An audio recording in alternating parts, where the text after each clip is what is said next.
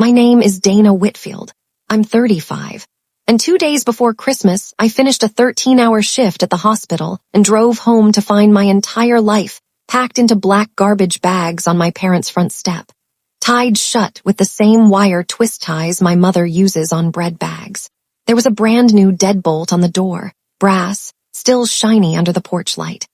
I'm an ICU nurse. I'd spent the last 2 years living in that house taking care of my father after his heart surgery, and my family locked me out the way you'd cancel a streaming subscription you forgot you were paying for. That morning, I still thought it had to be some kind of mix-up. By Christmas Eve, I'd be writing my name into the intake log of a homeless shelter 6 blocks from the hospital where I did my nursing rounds. And what a stranger sitting on the cot beside mine told me that night would split my family's whole story wide open. What I did with that information, none of them saw it coming. I counted the bags. 11 of them, 35 years of my life folded into plastic. I rang the doorbell of a house I'd been paying the water bill on for 2 years. The door cracked open 4 inches, caught on the new chain lock, and my mother looked at me through the gap like a stranger going door to door. She told me the house had already sold, closing in January. She said it was time everyone learned to stand on their own 2 feet. I asked her to repeat that, slower, because I'd been up since 3 the afternoon before, and I thought maybe exhaustion was scrambling her words. She didn't say it slower. She said it colder. Behind her, down the hallway, I could see my father's silhouette in his recliner, the shape of his cane leaning against the armrest. He didn't turn his head. "Mom," I said. "It's December 23rd. I gave you my paychecks." She looked at me through that 4-inch gap and delivered the line she'd apparently been rehearsing my entire life. "In this family, love is earned." The door clicked shut, soft, final. Snow was starting to land on the trash bags, and a strange, calm thought floated up in me. She didn't even sound angry. You don't get angry canceling a subscription. You just cancel it. What I didn't know yet was why the house had to sell so fast, or where all that money had already been promised. Let me back up 2 years, so you understand how a working nurse ends up locked out of her childhood home holding 11 trash bags. When my father had his surgery, I was renting a modest 1-bedroom across town, working full-time in the ICU. My mother called me from the hospital corridor, crying in that careful, controlled way she has, and said, "Dana, we just need you for a few months." So I did what daughters like me always do. I broke my lease, dropped to part-time hours to manage his rehab schedule, and moved back into my childhood bedroom with the faded wallpaper. My mother set up what she called the household account, joint, her name and mine, because she said, "Honey, you work nights. Let me handle the bills so nothing gets missed." Every payday, my direct deposit landed in that account, about $2,300 a month. His medication, the mortgage, the electric bill, her salon visits, all of it swam together in the same pond, and I was the only one filling it. I want to be clear, because I know how this sounds, I wasn't oblivious. In October, I was reviewing the statement and found an $11,000 transfer out of that account into a certificate of deposit in her name only. I confronted her that same night at the kitchen table. She slid a folder of pharmacy receipts across to me like a closing argument and asked if I wanted my father to go without his medication. I moved my direct deposit back into my own checking account that week. But the 2 years of money already sitting in that pond legally, that was a gift. Roughly $58,000 of it. And around that same time, a gray SUV started parking outside our house on Tuesday afternoons. I'd asked about that SUV too. A man in a fleece vest walked the fence line taking photos on his phone, and when I came out and asked who he was, my mother didn't even blink. "Insurance reappraisal," she said. "Rates are criminal these days." There was never a for sale sign in the yard. There was never going to be one. She'd sold it quietly through a realtor from her church, because a sign invites questions, and my mother has never once in her life invited a question. So now do the math with me, standing on that porch on December 23rd. My checking account held $1,240, because everything else had been swimming in her pond the whole time. My car started slipping gears the week before, and the shop wanted $2,100 to rebuild a transmission on a vehicle worth maybe $1,300. My shifts had been cut for the holidays. Census always drops around Christmas. Families take their people home. Every apartment complex in town wanted first month, last month, a deposit, and proof of income 3 times the rent. And my proof of income looked like a woman who'd spent 2 years working part-time for her mother's checking account. The motel on Route 12 ran $84 a night. I sat in my dying car in the parking lot and rationed my own life the way I titrate a drip. Enough and not one drop more. 2 nights, I told myself. 2 nights while I fix this. That afternoon, I made a call I swore I'd never make. I called the police on my own family. The officer who showed up was young enough to have been one of my patient's grandkids, and kind, and completely useless. He listened, nodded, wrote almost nothing. You lived there 2 years, ma'am. You're likely a tenant, and a lockout like that isn't strictly legal, but it's a civil matter. Civil matter. I'd come to hate that phrase the way I hate the smell of a wound gone bad. He couldn't drag my mother out in handcuffs for changing a lock.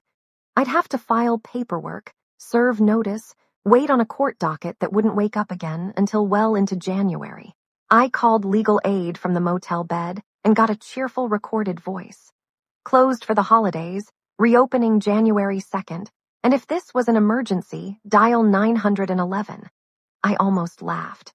Which emergency, exactly? My coworker Renata offered me her couch before I even finished the sentence, then remembered out loud that her in-laws were already sleeping on it, plus an air mattress in the hallway. Her voice went small with a shame that belonged to my mother, not to her. And here's the part everyone asks me about. No, I couldn't just force my way back in. Breaking a lock on a house you're not on the deed for is a misdemeanor. And more than that, my father was behind that door. Half his body still didn't fully answer him. If I showed up with a locksmith and a police escort, whatever happened next would happen in front of him, and I'd spent 10 years keeping other people's worst days calm. I wasn't about to hand him one of his own. So I did the thing that still amazes me, looking back. I waited politely, like a good daughter, while the water kept rising. Checkout at the motel was 11 a.m. on Christmas Eve, and I stood at the front desk holding my card while the manager apologized to a spot on the wall just past my shoulder. A pipe had burst overnight. Half the rooms were closed. The rest were filled with stranded holiday travelers. No, he couldn't extend me. Yes, he was sorry. The next motel was 7 miles up the highway. My transmission had fully given out in the parking lot the night before. The car now moved with all the conviction of a shopping cart with a jammed wheel. And the buses in town stop running by 6 on Christmas Eve, if they run at all. I'd like to tell you, I handled it with grace. Mostly I sat in my cold, dead car behind the hospital's employee lot in 3 layers of shirts, doing survival math in a spiral notebook. 10 years charting other people's declines, and mine took 4 days start to finish and fit on a single page. I washed my hair in a gas station bathroom sink and told the cashier I'd been camping. She was maybe 19. She believed me, or was kind enough to pretend, which by that point amounted to the same mercy. Around 4 o'clock, the temperature dropped fast, and the radio started warning about an Arctic front, wind chill advisories, single digits by nightfall. I walked to the gas station for coffee, counting my cash out of habit, and that's when I saw it. A hand-lettered paper sign taped inside the dark window of Trinity Fellowship Hall, red marker, ink gone a little sideways. Warming center, open tonight, all welcome. By 8 it was 7 degrees, and the wind came down 5th Street like it had something to prove. 5 blocks from the gas station to the Fellowship Hall. I know because I counted them the way you count contractions. Something to do that isn't feeling. I stood across the street longer than I'll ever admit to anyone but you. The windows glowed that amber church basement color, and through the glass I could see folding tables, a coffee urn, a volunteer in a Santa hat stacking blankets. I had a nursing license in good standing. I had a retirement account with $4,400 in it that would cost me a penalty to touch and wouldn't clear for weeks anyway. I had a family 2 miles away with a wreath on their brand new deadbolt. There's a specific kind of pride that gets women like me hurt. I've seen it in patients. The ones who won't press the call button, who apologize for bleeding on the sheets. I heard my own nurse voice say out loud, to no one on an empty street. Honey, you're cold and that building is warm. That's the whole of the situation. So I crossed the street. Inside, it smelled like coffee and wet wool and cinnamon from somebody's crock-pot. A man with a clipboard smiled at me without a flicker of judgment and asked for a name for the sign-in sheet. I gave him mine, and my voice cracked on the second syllable. They set me up on cot 14, against the east wall. Under a construction paper angel, some Sunday school class had cut a little crooked. The hall held maybe 30 of us that night. An older man with a cough I clocked as bronchitis before I'd even set my bag down. A young mother singing, Silent Night, flat and lovely with her 2 kids. A man in an army coat asleep sitting upright. Volunteers moved between the cots with cocoa. I lasted about 20 minutes as a guest. Then I saw a volunteer kneeling over a woman's blistered heel, holding the bandage like it might go off, and my body just stood up and went 10 years of habit wearing my legs like a coat. I redressed the blister properly, checked 2 blood pressures, talked the coughing man into promising he'd hit the free clinic Friday. It helped me more than it helped them. Being useful is my resting heart rate, and in that room, for the first time, I could feel the difference between being useful because you're loved and being useful because you're afraid to find out what happens when you stop. I sat back down on cot 14, with that thought sitting heavy in my chest, when a woman settled onto the cot beside mine with 2 paper cups of cocoa, handing me one like we'd known each other 30 years. Silver hair in a long braid, reading glasses on a beaded chain, hands steady, eyes sharp. Retired cop, I guessed, or a dispatcher, or the woman who runs the church rummage sale like a military operation.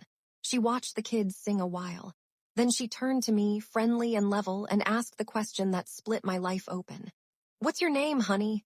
Dana, I said. Dana Whitfield. I watched it land on her.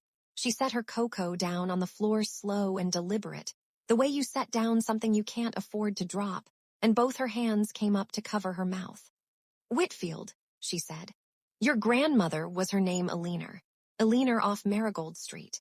Eleanor with the roses. The cold came back into me all at once, because my grandmother had been gone 18 years, and nobody in my family ever brought her up. In my house, Grandma Eleanor was a closed file, a difficult woman, a story with the ending sanded off. Yes, I said.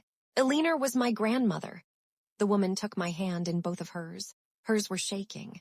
Mine, I noticed clinically, had gone very still. My name is Vivian Cross, she said. I've been looking for you for 18 years. Vivian reached into her coat and pulled out an envelope, soft at the corners like it had been carried a long time, waiting for exactly this moment. My name was on the front in handwriting I hadn't seen in 18 years. Small, slanted, certain. Your grandmother didn't trust banks to hold this the right way, Vivian said. She trusted people even less, so she split it.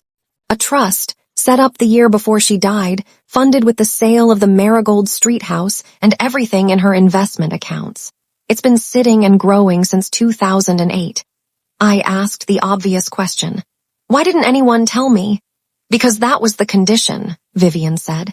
Eleanor was very specific. The trust doesn't activate on a date. It activates on a circumstance. You had to actually lose everything they gave you, not think you might, not worry about it in the abstract, but stand outside a door with nothing of theirs left in your hands. She didn't want you living your whole life half hoping for a rescue. She wanted you to build something real first, on your own. The money was only ever supposed to catch you, not carry you. I sat with that. It was a strange, precise kind of love, the kind that plans 18 years ahead for your worst day and refuses to soften it in advance. How much? I asked, because I am, after all, a person who does math in a spiral notebook in a cold car. Vivian told me a number that made the paper cup shake in my hand. It wasn't life-changing in the lottery ticket sense. It was life-changing in the much quieter sense. First, last, deposit, and 6 months of rent, a transmission rebuild, a retirement account I wouldn't have to touch, and enough left over to breathe. Then she told me the second thing, the thing that explained the gray SUV and the quiet church friend realtor, and the CD with only my mother's name on it. There's a clause, Vivian said carefully. Your grandmother left the Marigold Street trust to you directly, no strings to your parents. But she left something else, a smaller account, meant as a courtesy to your mother on one condition, that the household money you contributed while caring for your father be accounted for and repaid before your mother could touch a cent of it. Alina didn't trust her daughter-in-law with money that wasn't earned. She built in an audit. I understood then exactly why the house had to sell fast, quietly, before Christmas. Not because they needed to sell it, because they needed it sold and the money moved before anyone, a lawyer, an accountant me, could ask where 2 years of my paychecks had actually gone. My mother hadn't just been getting rid of me. She'd been racing a clock she didn't know I held the key to. Vivian reached into her coat and pulled out an envelope, soft at the corners like it had been carried a long time, waiting for exactly this moment. My name was on the front in handwriting I hadn't seen in 18 years. Small, slanted, certain. Your grandmother didn't trust banks to hold this the right way, Vivian said. She trusted people even less, so she split it. A trust, set up the year before she died, funded with the sale of the Marigold Street house and everything in her investment accounts. It's been sitting and growing since 2008. I asked the obvious question. Why didn't anyone tell me? Because that was the condition, Vivian said. Alina was very specific. The trust doesn't activate on a date. It activates on a circumstance.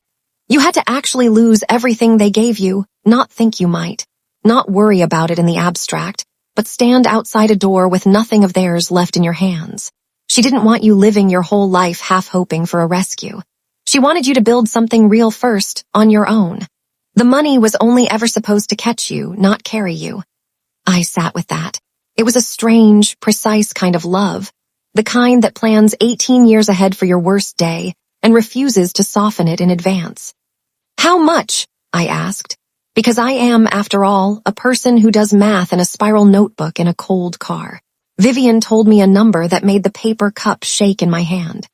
It wasn't life-changing in the lottery ticket sense.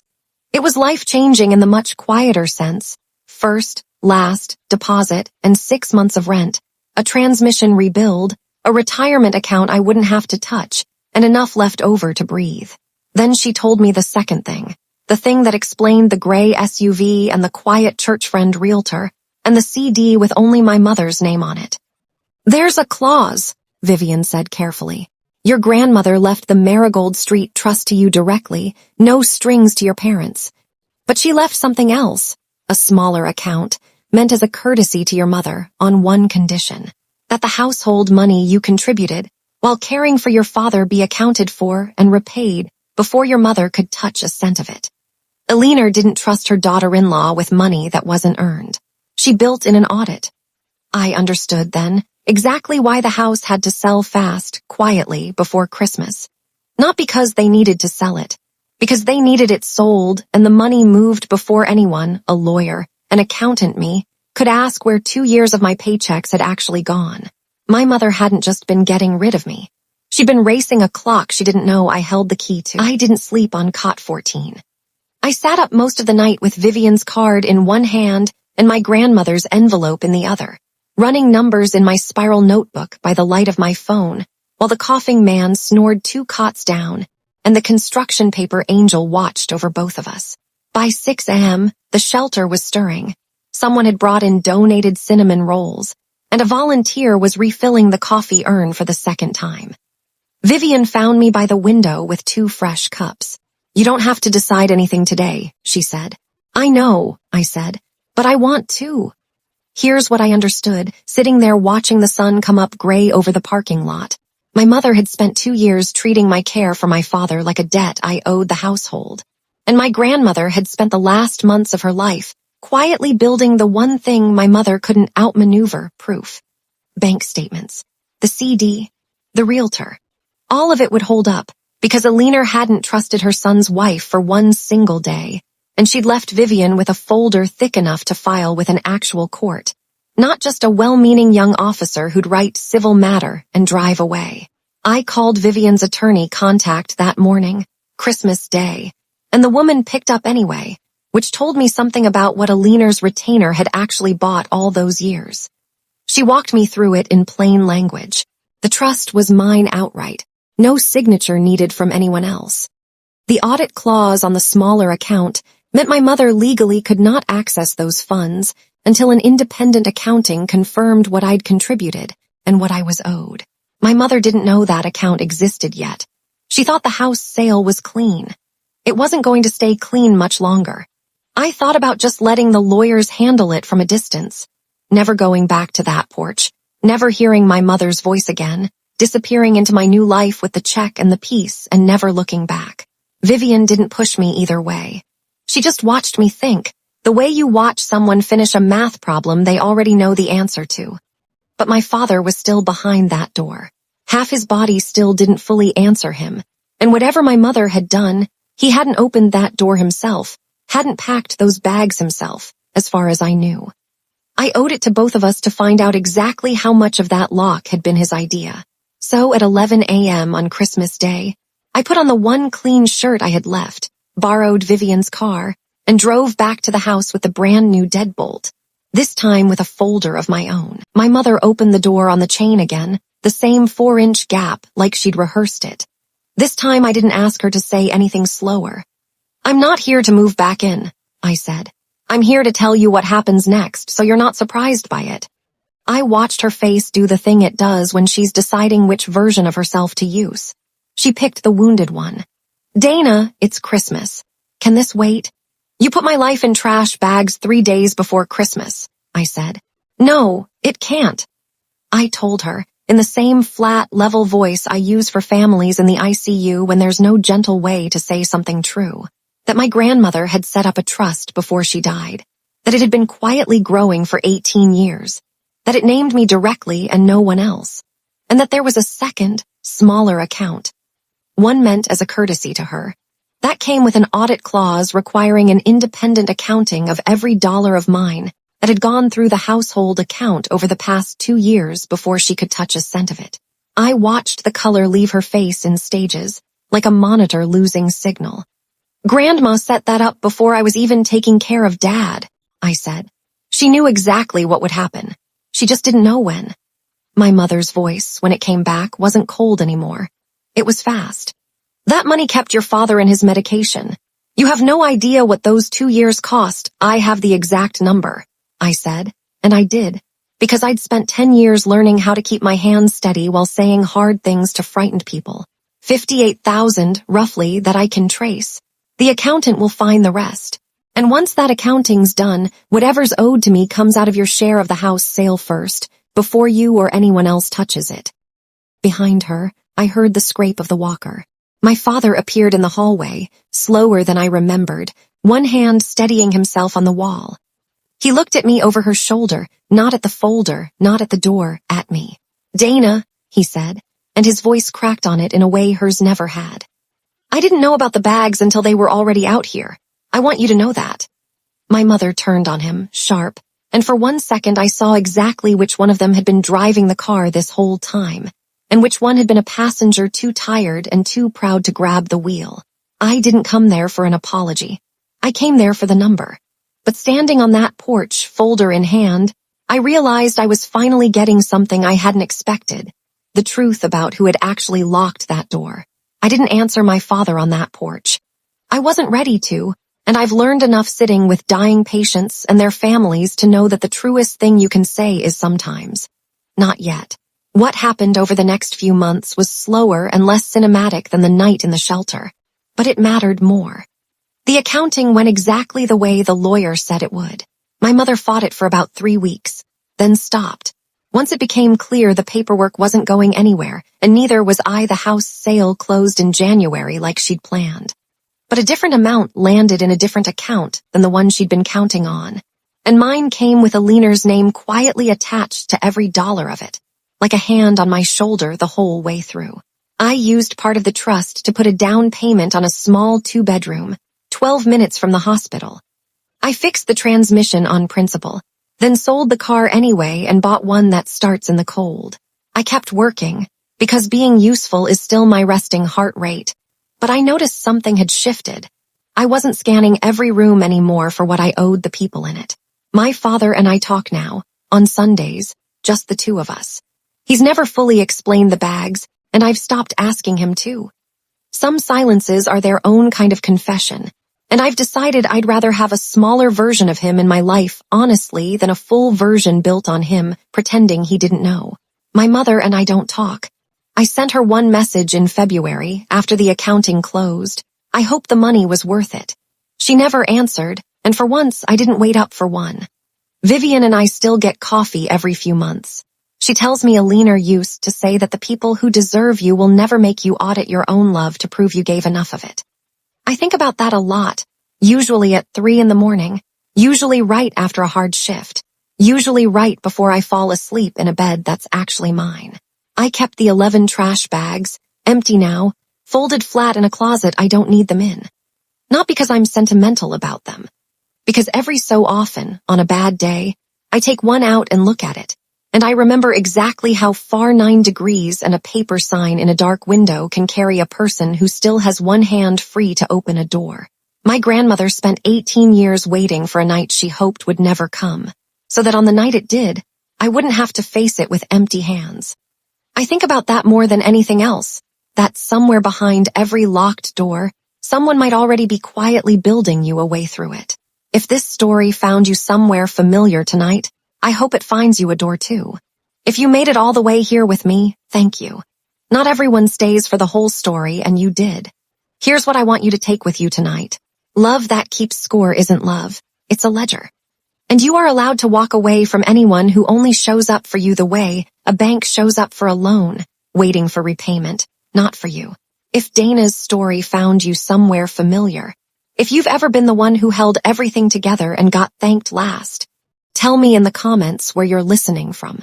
I read every single one, and it helps more than you know to hear you weren't the only one. If this channel has become part of your quiet moments, your drive home, your late-night kitchen table, your 1 hour before bed, do me one favor before you go. Hit subscribe so the next story finds you the moment it's ready. And if tonight's story moved something in you, tap that like button. It's a small thing on your end, but it's the only way stories like this one reach the next person who needs to hear them. I'll see you in the next story. Until then, take care of the people who take care of you, and don't be afraid to close a door that was never really open for you in the first place. Calm drama stories, told slow, told true. See you next time.